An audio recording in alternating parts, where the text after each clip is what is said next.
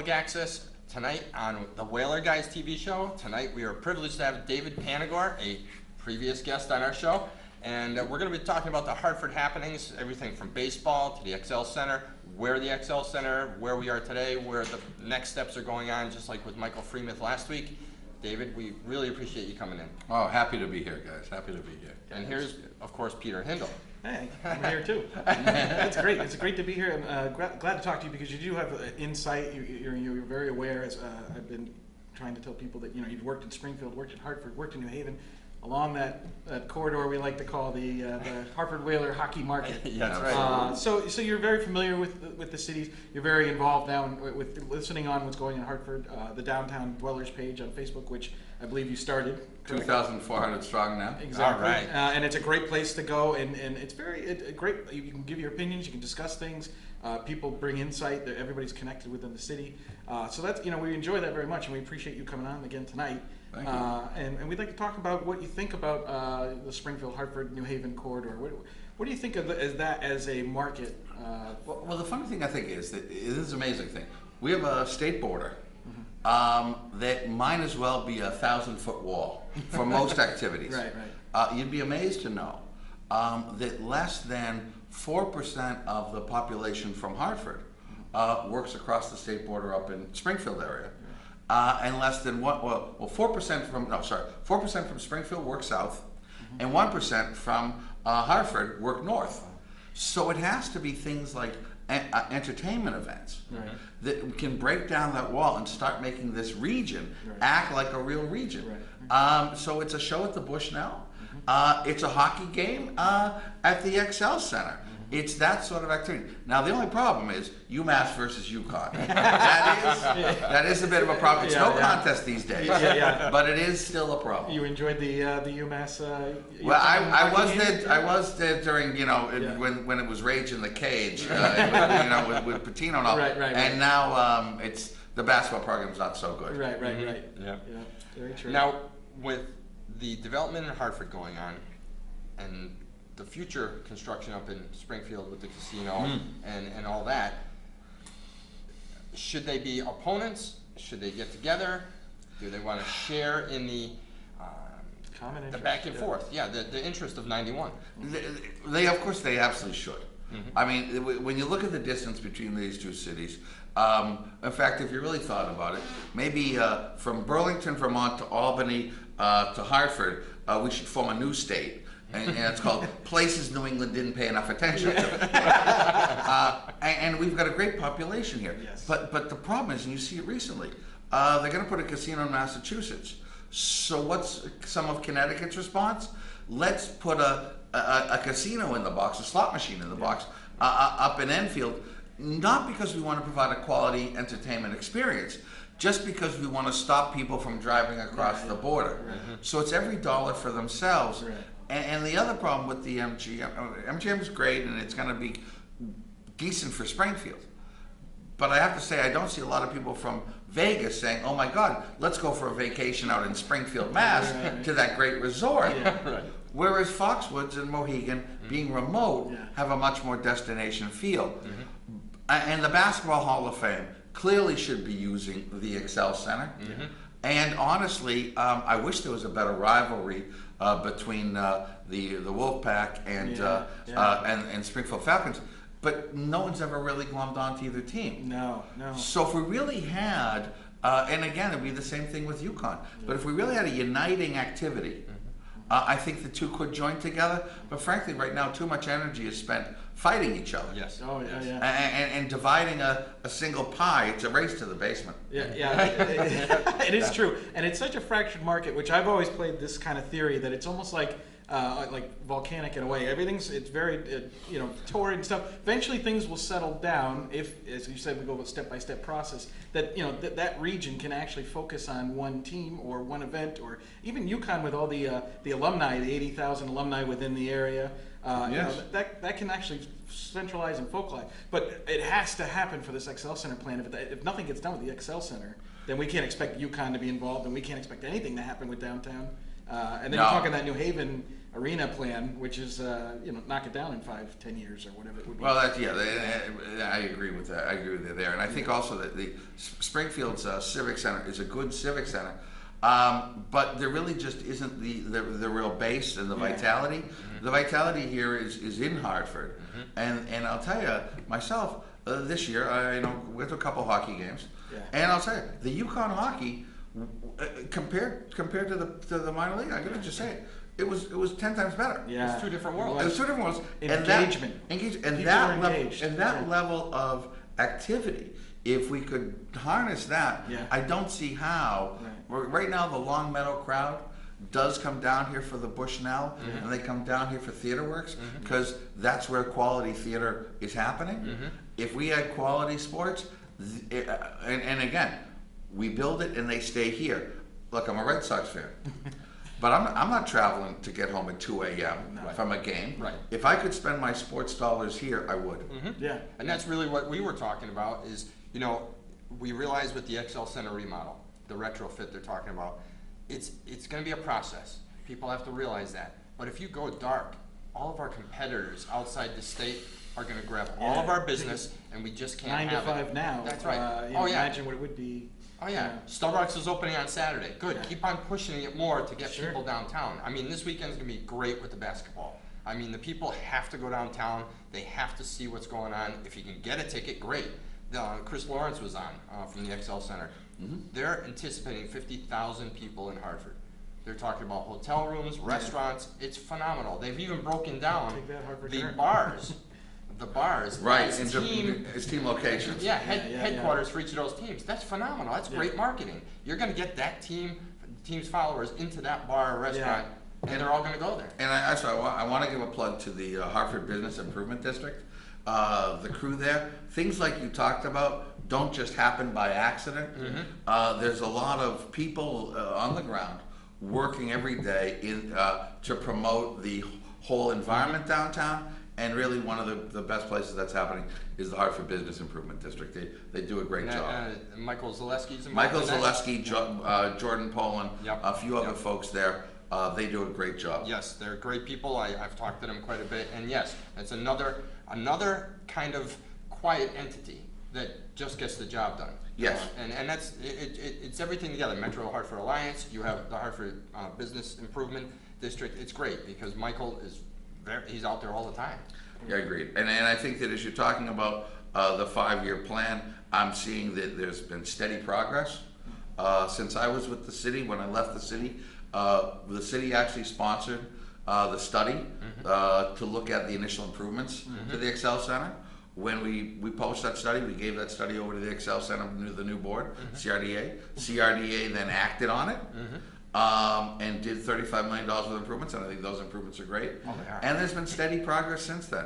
So I think we're making that forward motion, and the visitor experience today downtown, I think, is twice as good as it was even 4 years ago. Right. I mean, still a long way to go, but definitely progress has been made. You can see that. It's a more positive effort. UConn brought in 63, I think it was just under 64,000 for those 11 games, and for the Hockey East games, 10 games, you're talking 6,000. That's the attendance that we were looking for the AHL, but for some reason it's UConn. Now people say you can sell UConn tiddlywinks if people show up. However, they did show up regardless. They put their dollar down. They're passionate. And as you said, energy in the building. You said it. Energy in the building brought you back to when the NHL was here. It almost wasn't even an event. It was more of a process because people were watching to see how the games would unfold. I mean, everybody, like I said, it wasn't just, hey, I'm hanging out with friends. A game happens to be going on. Everybody's where it was almost like tennis. You watch people, they're watching the puck. Right. So whatever that magic is, it's working. So hopefully, if I can't get a reservation at Salute, okay, when I walk in the door because the place is too jammed, then I know we're having a good time downtown. Oh yeah, exactly. And we went to Vaughn's before one of the games, and we couldn't even sit there. Yeah, right. And that's our headquarters. Thank you very much. Right. So we went in there. We're like, we got to go somewhere else. Yeah. And we were. Sorry, Johnny. Yeah, I know. Johnny's a great guy. But and then. This weekend with the St. Patty's Day Parade, it's unfortunate that the weather canceled it because think of the people downtown. Oh, yeah. But the good news is you have this happening with the basketball this weekend. Now you have another date for another set of activities. Exactly. So Yeah. now you have more business. So maybe it would have been too crowded. I don't know. I don't think it ever. Well, and I've actually heard that conversation. But whoever says, oh, I can't go to New York, it's too crowded. Do the Yogi Berra thing, like no one goes there anymore. It's too crowded. It's too crowded. No, Or the first UConn game where they had to turn people away because Yeah. we don't have enough seats. Yeah, well, like you work with New Haven in the parking authority. Yes. And now the people complain about parking in Hartford, which is it's hysterical because you can't tell me you can't find parking. But what does Hartford need? What would you suggest Hartford would do for parking in the future? It does need Hartford needs a couple parking garages. It needs one over by the train station. Yeah. Is really where it needs one. Yeah. Because that would also serve all the bars that are over there, Yeah. and then we could start building back those empty lots over there. Right. I think the Church Street garage is 50 years old, and that needs to be rebuilt. But that services the Excel Center fairly well. The real problem when they say parking is expensive and difficult to get to in the city is the lot right across from the old State House. Yes, it is. That's my personal opinion, is that every person brother. thinks of parking because everybody winds up there. Yeah. You go in that lot, Yeah. and for 15 minutes it's $10. Yeah. Yeah, it is. And everybody goes, oh my God, parking is so expensive. Well, parking isn't so expensive. That is, because Yeah. frankly, if people don't know it, go down to the Morgan Street garage, Yeah. and then if you get out late at 10:30, 11, the gates are up. Yeah. On most nights. Yeah, yeah. So you can just leave, and they're okay with that. They're Yeah. not expecting you to pay. Yeah, Absolutely. People don't even know about that Morgan Street garage and how. Oops, should I mention No, it? no, no. No, I'm just saying it's that great. if people are unaware. Yeah. Was that our secret? Now the people that do use it are going to be upset with you, Yeah. but But the other thing you have to remember is I heard this on the radio the other day. For your ticket to the game Yeah. at the ACC tournament, you get a $6 voucher at certain parking lots. Right. Right. Now that's perfect. We've been saying that forever for hockey games. Yeah. Include the parking with the price of your Do a ticket. discount, yeah. Okay, this is gonna bore you guys, okay, but it's true. Okay, I've actually learned these things now about parking. No, the state of parking technology is that you're soon going to be able to have a single ticket that will work to get you into the show, and then and that ticket will have a barcode on it, and that'll get you out of the garage. We're doing that in New Haven this spring. There's a new the Palace Theater's opening up down there, Yep. and there's the Schubert Theater. We're going to be able to provide one ticket, so it's all in one price, and one transaction. That's where Hartford's needs to get. Yeah, but Hartford's absolutely. Parking Authority, led right now by Director Eric Boone, he's very creative, Yeah. but he doesn't have a lot of resources anymore. The city has had to sell all its parking garages to the state, and that creates a fractionalized system. Mike Freemuth over at the CRDA, they control about a third of the city's parking garages. But if you're going to market events, you need to be able to say, all of this is our parking. Yes. You need to have one solid marketing effort, because people from the suburbs have a very low threshold for challenge or difficulty. Yes, they do. They want to come in, they want to be able to park right in front of the Excel Center. They want to get out of their car, and they want to have a magic carpet that leads them right to their seat, and they get a drink along the way. Right, exactly. And I would too. Yeah. I would too. Call the mall that's what parking we need to do. mentality. Mall Yeah. parking, because when you go to the mall, That's you just what you park. get. It doesn't cost when you you go nothing. to Yeah. when you go to two of the casinos. I mean, it's great parking setup that you drive right to your area, you go right to the thing. That's what we need to create in Hartford. Right. Absolutely. Now with the downtown structure now for this big weekend of basketball and 50,000 people, what does the transportation look like? Is it Connecticut Transit? Is it the Dash Bus? What type of transportation is available for the people coming to? the Mostly in town, it's gonna the Dash will run. The way it's designed is on special event weekends. It runs. It doesn't run most weekends, but it will run during special events. You'll have the CT Transit as well. But I think that the biggest use will be the Dash. That's really the best way to get around the downtown. And interesting enough, during conventions, during shows, during activities, it really fills up, and people do use it. So I think that's probably the best thing the city has going for it right now. Especially because the team locations in the restaurants are everywhere from Front Street down to Columbus Boulevard all the way back up to Main Street and Trumbull. And you have to look at how am I going to get there if you can't walk, if you have older people here with with disabilities, or they just can't huff it like us young guys can. And so that's always been one question that people contact us about is how do you get around the city if you're down here instead of taking a cab, or you have to park up here to walk down there. And I've always said the Dash Bus. And the real issue also is no matter how much signage and how much ease of access you can have, you got to do twice as much. Because people just they pop into town, they don't know which way they're going, they get confused without a good signage, and they get lost, and they get upset. So They get frustrated easy. it needs to be. What I was once told is you need to start designing your downtown like it was a shopping mall, Sure. Yeah. and treat it just the same. Yeah, absolutely. And they said they were going to color code the parking lots so you knew exactly where you're going to park. Oh, that's good. Now, why did it take that long? I worked at West Farms, from 89 to 98. On every pole was a number and a color coordination with that number. And it took this long for them to look at West Farms and say, oh, let's do it over here. And so you sit there and you're like, geez, it's brilliant. Oh, it's easy. But nobody thought of it. But don't you think also though that again, change begets change, and the energy and the vitality of the city, and the way things are happening now, people are willing to say, let's take the next step. Let's think about this more. Aren't you more willing to spend time on stuff that's interesting? And Hartford's frankly becoming interesting. It is. It's becoming alive again, and that's Right. really what it is. I mean, Chris Lawrence has talked about the fan experience. When they came in, was it 2 years ago now? It was Yes. the second season. Yep.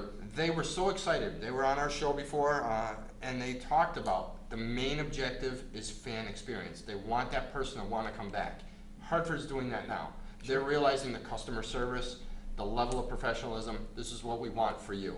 They're realizing these people need to come to the city and we can help them out with the fan experience. Right. Or the visitor experience. And I think the parking lot color coordination, I was like, yes! I know where I'm going, but yeah, someone visiting from out of town, it would be more of an issue. Absolutely. Yeah, and as we talk about this step-by-step process for the Excel Center, like the next big thing is UConn and getting UConn to engage in that partnership, which that will happen. So let's say it does happen. What's the next step after that? Well, I think the first piece though is that everybody has to get behind encouraging UConn to be here. Right. They of course need a campus presence, but in terms of a real fan base, a real national identity and national attention, being able to be in Hartford really promotes that. Once they're secured in location, then we can really talk about the improvements. Right. And if UConn is involved and UConn has a long-term commitment, then, as I'm told, we're only $15 million away from NHL quality. And given the scale of investment already made, that will be a no-brainer. Yeah, you got 9/10 of the way there. And they will do it. They will do it. When we talk about the investment, who's going to invest in it? Is it just going to be the state? Is it going to be corporate partners? Is it going to be investment groups? I mean, we've went through this a long time ago. I've always wondered, okay, the governor can't sit there and say, hey, we want you to give X amount of $1 million to rebuild this after, just a budget announcement and all that. He can't go out there and say that. So how many partners are we going to have that are willing to step up to the plate? For lack of a better term. Many hands make light work. Yes, right? yes. When they drop the puck. I think that the money comes in a different way, and I'd say this: the latest study that the CRDA has done by SCI was a very good study. I myself, I've worked with about 3 or 4 professional teams, and you can always do the build it, they will come study. And the problem though with the prior study done here was it relied nearly on 37% of the revenues came from corporate sponsorship and selling the corporate seats. And that's too high a percentage for any market, particularly when the corporations buy box seats because they want to entertain guests. Well, they need to know that it's not all going to be children's shows, and maybe not everybody's a fan as much as I am of motocross. So they need to know what the shows are going to be. Being able to have UConn as an anchor in the various basketball and hockey will lead the corporations to be willing to buy box seats. But it's the state funding. Certainly, I wouldn't doubt. I think it's going to be a challenge for the city after the $60 million gets digested for the baseball stadium. But I can see the state asking the city to pony up some money. The corporate investment, I assume, comes in with the operating funds. Okay. And the operating cap. It may come in. It may come in an ownership package. It may come in other activities like that. But it's really, I think, going to be the corporation support through the operations and the state, possibly with the city putting up funding for the actual improvements and the capital repairs. I mean, Michael came on and talked about it. We did the tour of the XL Center. A lot of it people don't see, so they don't realize how much they had to do to keep it running. The ice. Yeah. Just to keep the ice Just to there. keep the ice It's going. spit and glue. Oh, yeah. Yeah, $35 million is a lot, but at the same time, we were just scratching the surface. I mean, it was like a 10% investment of almost where you wanted to be. Keeps it going for another 5 or 10 years. Right. And on the news they said 5 years. You know, they were Yeah. pretty dead set Well, I on remember 5 years. when sure. Michael took us on that tour. He showed us the ice making equipment, and we were saying, well, this should be in the Smithsonian. Yeah, right. So yeah, it's a question of the mechanics itself too. But the fact that they had a plan for $500 million for a brand new arena, and then I think it was Murray Bainan was the SCI architect. Yep. And then he says you've got now this 250 plan, and there's going to be almost no difference in the operational costs and the appreciable value and the revenue streams. Oh, I think it's a great plan. So you're getting almost like a 2-for-1 deal. Yes. I mean, and I was joking. There's like 3 options. It was almost like hit the one in the middle. Right. You know? And it's not, but also this, it's not really that they chose the, look, we're not buying the Cadillac, we're not buying the Hyundai, we're buying, the middle, the new Ford Focus. Right. It's not even that. I really do think that the plan they put forward is actually probably better than a new facility, because compared to the cost, you're getting effectively a new facility, and you're keeping it on the same footprint. Right. The footprint's imperative. It is, because what I've been concerned about is you start getting rid of more roads, circulation in the downtown Yes. is a problem. Yes. And now they're able to do it in the same footprint, build a better front door towards the bar district. Right. Be able to have better club seats, better amenity seats, better views onto the ice, and at the same time, that as you come in from Trumbull Street, the withered arm of the right-hand side corridor. I mean, it's just nice, good corridor on one side. On the other side, you feel like you're walking backstage. Bad alley. Yeah. Very good job. Very good. No, it was a great study. Yeah. And one of the things that the head architect Murray Bainan talked about was, and this was a quote from him, was, "We found more event space than we knew what to do with." And you could have knocked me over with a feather. I mean, that's not what we were all expecting to hear. We were expecting to see this concrete structure. We got no choice. We got to implode the whole thing. But that's where you get from a good design firm. Right, which is why people are skeptical, because you get those people that say it's never ever going to happen.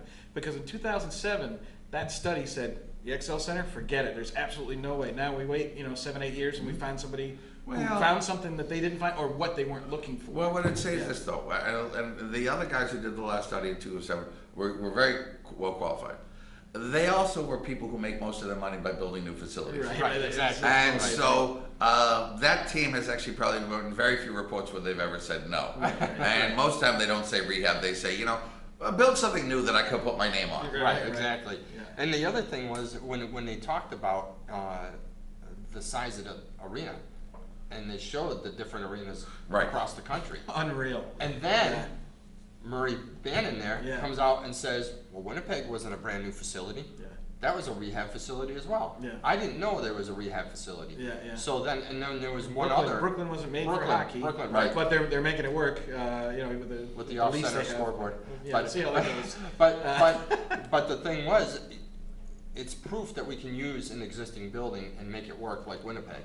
Right, absolutely. And what was the seating? It was 18,000 after the remodel. For this one? Yes. Yeah, it was. And that's a big thing. And remember, Winnipeg only went to 15,000. Yeah. So we're getting a bigger facility seat-wise that we can attract other events that those corporate people want to see. Sure. Not just Disney on Ice, but maybe a concert. Some bigger names. I'll also mention it. I mean, the sad part is because of the MGM casino.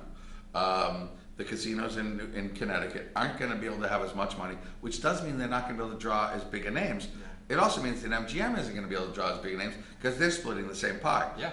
The benefit to the XL Center is we're going to be able to get new shows and better rock concerts and other activities. We have something to sell. We have something to sell, and we're right downtown. You just come right in with the 84 corridor, 91. We're all right there. So if someone wants to shoot down 91 or come in on 84 West, you're right there. And who wouldn't? Exactly. I mean, hello. I mean, we've always talked about the NHL, and people have always poo-pooed and said, "Oh, you're between Boston and New York." Right. When we get our team back, they can come and visit. Right. And we'll sell them tickets. Yeah. That's the way I feel. Yeah. You know, we have only about a minute left. David, we appreciate you coming on. Very pleasure. Anything you want to finish up with tonight? I just wanted to say that I really, you guys do a great job. Thank you so much. You had a lot of vibrancy, a lot of color, and I know at the last CRDA meeting, when they said the Whaler guys were in the room, everybody sat up straight because they knew they had an audience they needed to attend to. Yeah, they didn't Oh, want to man. say anything bad. Yeah, Yeah, yeah. knock them out. No, I feel like dreaming. yeah, that's right. Thank you so much. Well, thank you very Sure. much, and we'll have you on again. And again, we'll be back next week over here at Sargent Street in Hartford for the Whaler guys. We'll check you next time.